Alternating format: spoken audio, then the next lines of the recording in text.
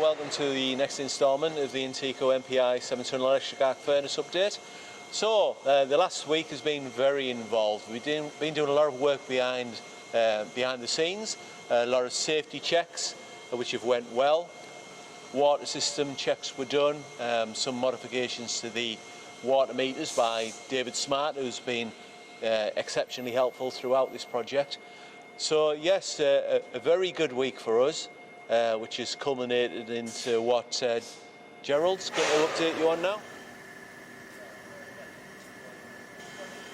Today it was actually the day of the first heat. First heat finally executed. It was a great success. We started with charging the furnace this morning.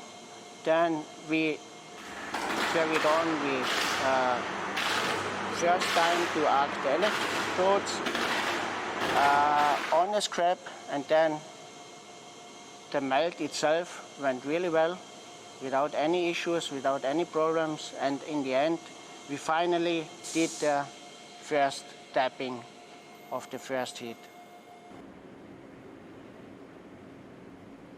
Today was the first melt on the new Intico furnace, and we melted 4 tons of steel in a frit melt, which allows all the lining to actually bond together.